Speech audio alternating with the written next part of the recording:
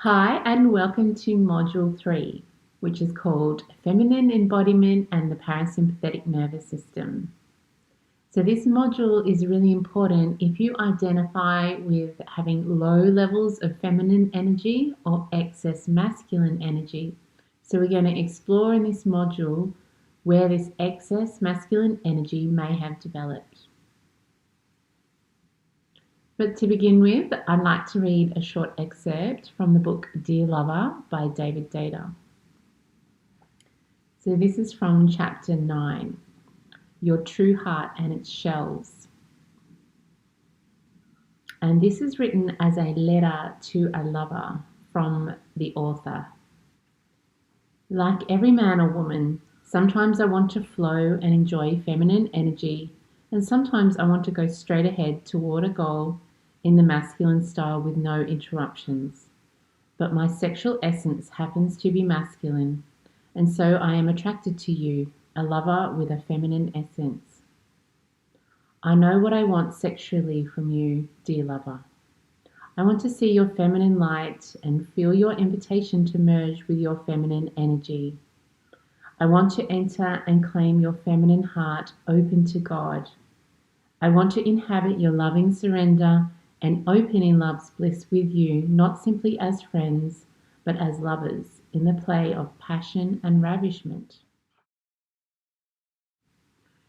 And yet I often feel you closing down or pushing me away. Sexually, I sometimes feel your coldness and resistance more than your joy of surrender. I know that sometimes it is my fault. I have been insensitive or cruel. And I know sometimes you are just too tired to open. But there are times that I don't feel your heart open to receive my love, even when you seem full of energy and I am fully present with you. I want to enjoy deep sexual loving with you, but I also want both of us to open for the sake of everyone. I want our bedroom to be a palace of bliss, but I also want our hearts to give their gifts all day, so we live as the fulfillment of love, always opening, feeling everyone, making love through all our daily actions and relationships. I want you to open to me and I want to give you everything, but I also want both of us to open, feel, and offer ourselves to everyone all day. I hope that together we can liberate our true hearts from our cages of fear. Then our bodies can merge open in sexual delight and our hours can come and go as love all day. So this is a beautiful introduction into this module, which is all about the cages, the armor, and the shells that we have built around our bodies and our hearts. All right, so let's explore the first concept of excess masculine energy, perpetual doing, and the stress response. And we're going to start with exploring masculine armor that protects us from further feminine wounds. So to begin with, all of us wear masks or armor to protect ourselves from the pain of life. So this is nothing new. It's a part of our ego structure. It's how we're designed as humans to figure out ways where we can reduce the amount of pain that we experience. So the goal is not to get rid of our armor altogether, but to become conscious of it and integrate it into our awareness. So if we have a feminine wound where any past experience we're being emotionally expressed, open, trusting, vulnerable, or expressing pleasure in our bodies was shamed, abused, or punished, then we may have developed a type of masculine armor to compensate for the threat of being feminine. So let's explore when masculine armor can be a problem for us. Well, firstly, since it's not our natural essence to have this armor, it's something that we had to develop to add on. Sustained tension and effort is required to keep this armor on. It doesn't come naturally to us. It's more of a trauma response. So it actually requires a lot of tension going outwards to try and process when this armor might be needed. Also, it inhibits or blocks the spontaneous emotional and physical expression that is part of our inherent nature, which will impact on our mood, our energy levels, and relationship harmony.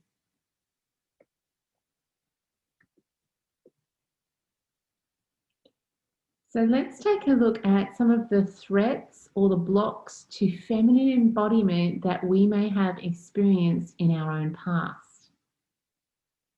Well, firstly, there's our early family environment, and many parents did not know how to soothe and sit with a child's uncomfortable emotions, resulting in women learning to be invalidating, judgmental, or critical of their own emotional pain throughout life. So, what this results in, when women later on experience heartbreak or romantic rejection, we don't know how to soothe ourselves, and we start telling ourselves a narrative that we're unworthy of love, not attractive enough, not enough, full stop.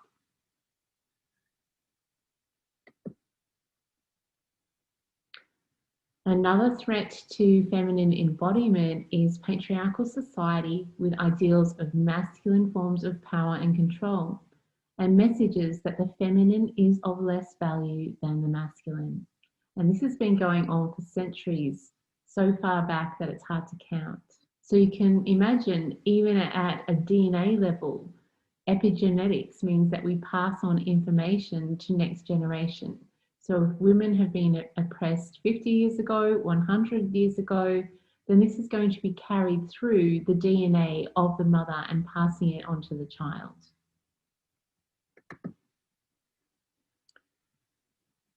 Another thing that blocks feminine embodiment is any modeling of our own mother's masculine armor that she may have developed due to her unhealed feminine wounds that resulted from patriarchal conditioning.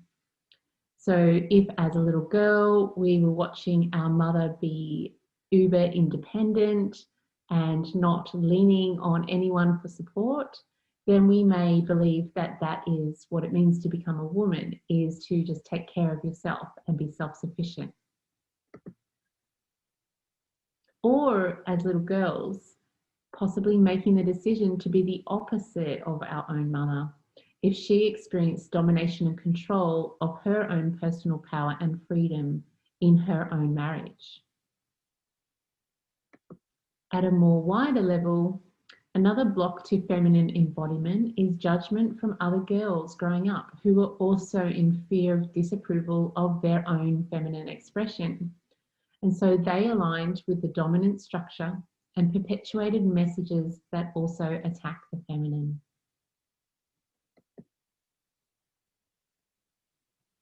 And in a similar vein, any teasing and mocking from little boys growing up when we were in school, and then later young men when they unconsciously aligned with the power associated with the male gender and used this to their advantage, which resulted in more feminine wounding for women.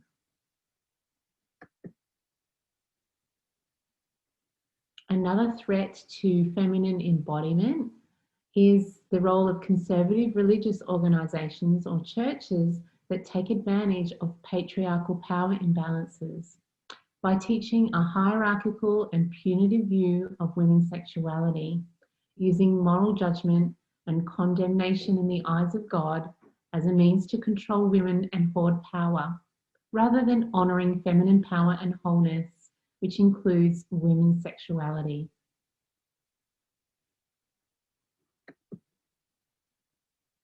And finally, a threat from the inside, our own inner critic that continues to hold the fort for the patriarch by reminding us of all these negative messages held by the outside world via an internal attack.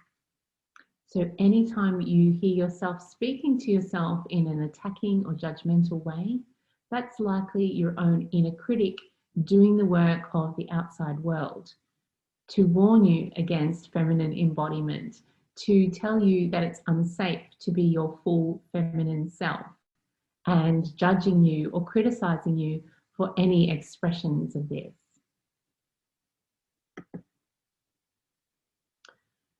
So in this module, we are returning to this model and we're really looking at insufficient yin or insufficient feminine energy as a means of creating an imbalance.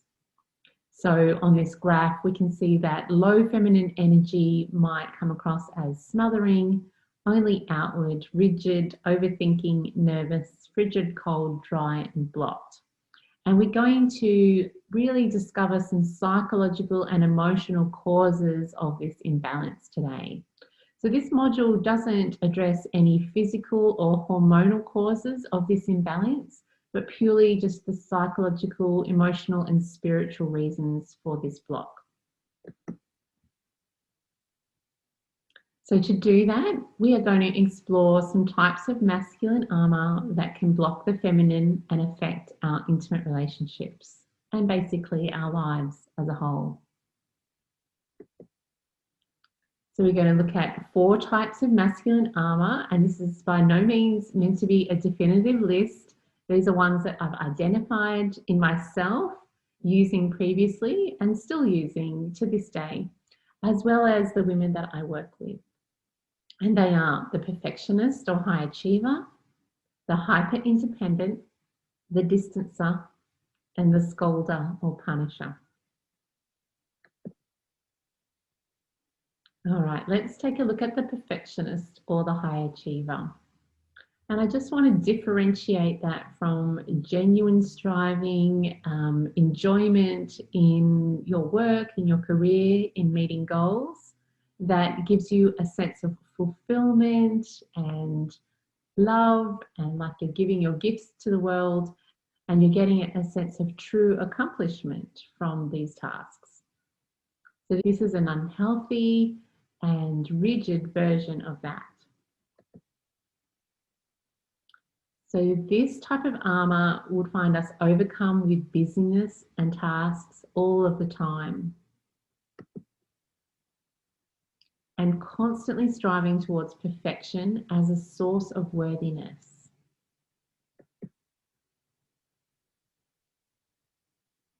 When we have this armor on, we really fear disappointing others and feeling guilty for not making others proud or pleasing other people.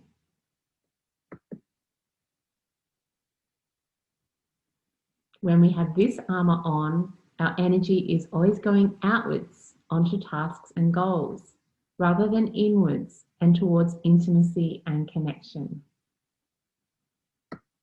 The narrative told by this particular type of masculine armor is, only if I achieve success or perfection will I receive love and be seen as worthy, because my natural being is not enough. So the problem with wearing this type of armor all of the time or too much of the time is that this perpetual doing activates the sympathetic nervous system in us, which places our attention on the outside world, activating stress hormones such as cortisol and adrenaline, and therefore more masculine energy. So basically, this type of armor puts us in a more masculine mode because we are doing, achieving, striving, getting things done, moving forwards in life, as opposed to slowing down and being in our bodies. And this quote here by Michaela Bohem really captures this mode. The asana of perpetual doing, coping and striving is an unnatural position for a woman desiring an intimate partner. So that's not to say that we cannot have goals, we can't strive, we can't have a great career. It is all about balance, as we are discovering. So the healing pathway, if this is a type of masculine armor that has become really rigid and dominant in your life, is welcoming time for slowness, balancing scheduled time with unscheduled time and space for nothing, setting limits on activity that involves problem solving, giving, achieving, and thinking, and embracing joy, delight, pleasure, connection, and beauty. Now, all of these activities all signal the parasympathetic nervous system to take over, which is the realm of play, safety, intimacy, creativity, and possibilities. So, in other words, basically, the parasympathetic nervous system is the realm or the domain of the feminine. All right, let's take a look at another type of masculine armor, the hyper-independent. Now, when we're wearing this armor, we don't want to appear needy or dependent on other people, so we might swing in the opposite direction towards extreme self-sufficiency. When we're wearing this type of armor too much of the time, we may become afraid to allow a partner to take care of us because of fear of falling back into dependency and power imbalances. So we may have come to associate relying on a partner with neediness, dependency, or weakness. And that may be due to observing that kind of pattern in our own parents' relationship growing up, as opposed to true interdependence, which is a healthy relying on each other and a willingness to be there as a source of support for one another. The narrative that comes with this type of armor is relying on a partner is unsafe and makes me appear weak. I will show the world that I can take care of myself and I don't need anyone. So the problem, this hyper-independence or extreme self-sufficiency signals a low need for relationship. And actually, healthy relationships are based on interdependence. They are based on give and take and turning towards one another, and not just being two separate entities who just live these parallel lives under the same roof.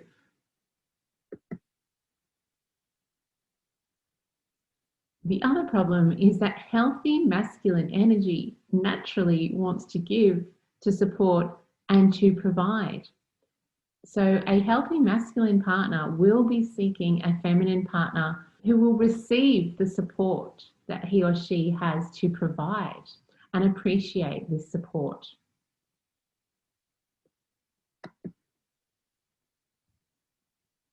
The healing pathway, if you identify with having too much of the hyper-independent masculine armor, is to learn to surrender control and receive support from the masculine. After all, when the masculine is giving, the feminine is receiving. It's just physics. Okay, another type of masculine armor is the distancer. So when we have this type of masculine armor, we may avoid closeness out of fear of revealing too much vulnerability or having competing needs with a partner and fearing their disapproval or their anger if we were to be too revealing or too honest with our emotions and needs. When we're wearing this type of armor, we keep a safe distance by not revealing our deeper feelings, hide our vulnerability, and keeps communication at a more surface level.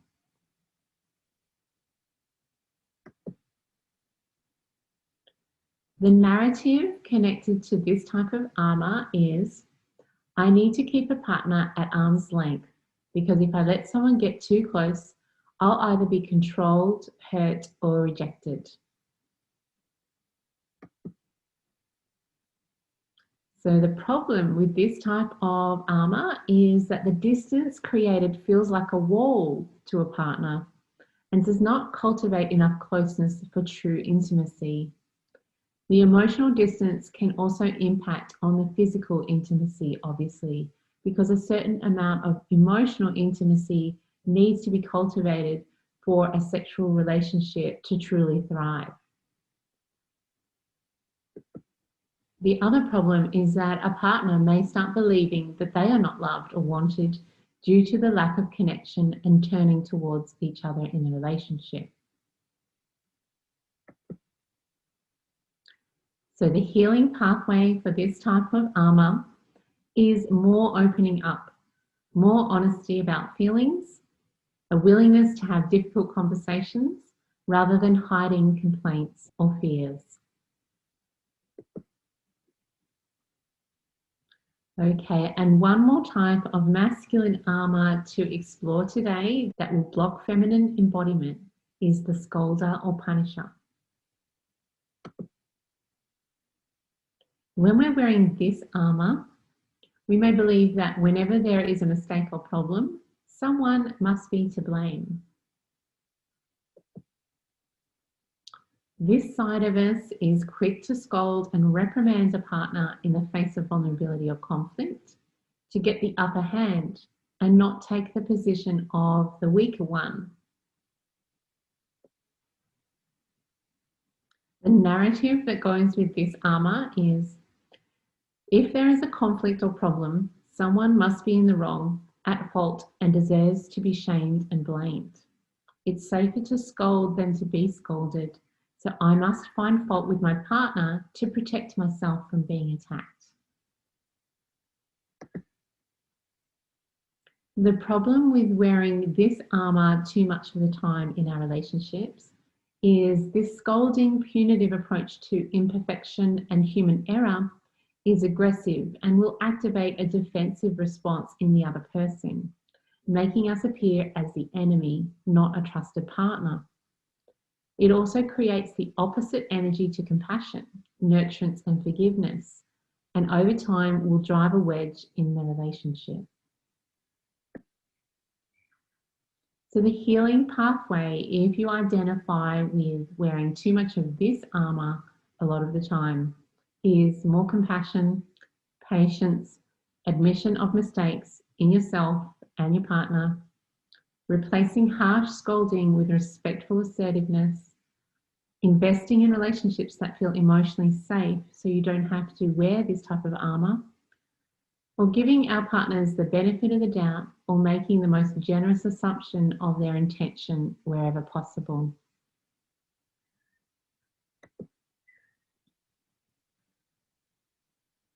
All right, so now let's explore how we can become more integrated with all of this masculine armor, since we've been carrying it around for decades. So it's not like we can just take it off and drop it on the ground. It's more about becoming aware of it, looking at its patterns and when we typically draw from one of these types of armors, and slowly starting to introduce more healing behaviors in its place. So we do not need to abolish our armor. It has served us and protected us at times in our life when we needed it most. And don't forget, all people have their own forms of armor. We need it to get by in life. That can be at times painful, frightening, or uncertain. So all women and all men have their own variations of armor that they wear to protect themselves from the stresses of life.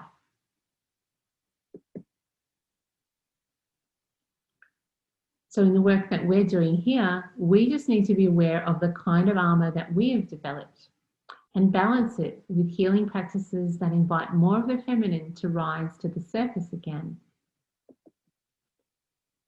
including more true emotions, more requests for patience and understanding, more permission to express relational anger, and ultimately more love.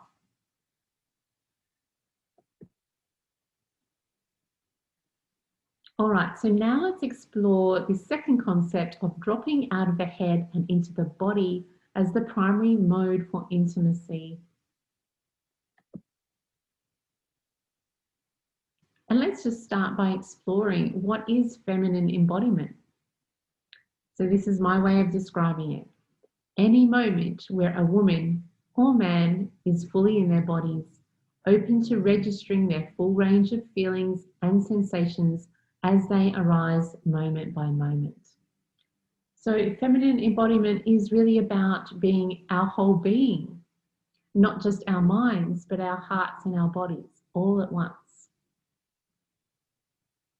And this quote here is a lovely quote by Jenna Ward, who says, "Children are naturally embodied. able to access their full range of emotions and express them with ease. So in this program, what we are wanting to do is to cultivate more of that natural essence that we experienced in childhood before we started to develop all these layers of armor.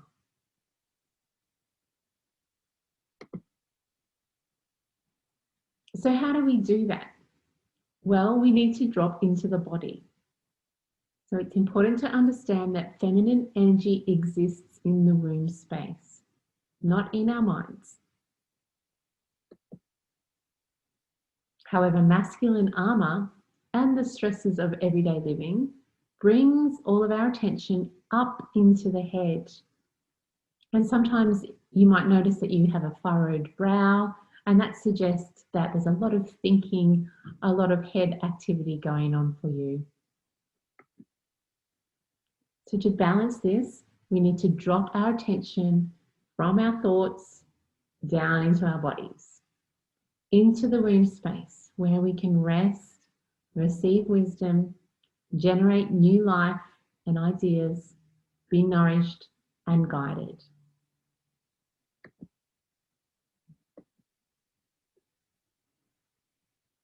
And how can we do this? Well, it's a disciplined practice where we start shifting our focus from our head to our lower abdomen at any chance that we can. One way that we can do this very easily is to be always swaying our hips. We can do that when we're in the bathroom, cleaning our teeth, when walking, or when cooking. So this gentle of swaying our hips really starts to drop that attention and energy downwards. Dance. This is one of the most fun and playful expressions of feminine energy. So I like to dance to any tunes that match the mood that I'm in and really amplify the feeling that's going on for me that day or that afternoon, or any mood state that I want to cultivate or experience more of. Some women find a lot of enjoyment in salsa dancing classes. Other women like pole dancing. There's also a form of dancing called chakra dance, which is about moving energy through the different chakras. So dancing really assists to get all of that energy and attention out of the head and down back into the body at a much lower place in our bodies. There's also non-linear movement, which is something developed by Michaela Bohem, which involves putting a particular style of music on and moving whatever you feel in your body, whether that's anger, frustration, confusion, pleasure, joy, delight. It's all about just being very embodied and moving your body in a way that is consistent with what is going on for you in your experience in the here and now. Yin yoga is another lovely practice that can really release some of the blockages and tension that we hold in our body as we go about our busy lives. And we are always clenching and tensing our muscles as we solve problems, get things done, and stick to schedules. And of course, grounding in nature. So anytime we go outside, we're barefoot, and we're really feeling connected to the earth. And this allows all of that energy to drop downwards, down into our feet, into our lower abdomen, into our root chakra.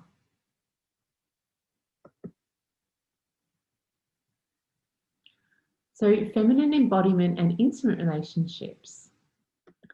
So as we've mentioned, feminine energy is embodied, meaning that it is generated when we are in our bodies, experiencing the sensations and emotions of our heart and body, and expressing that through the heart and body spontaneously.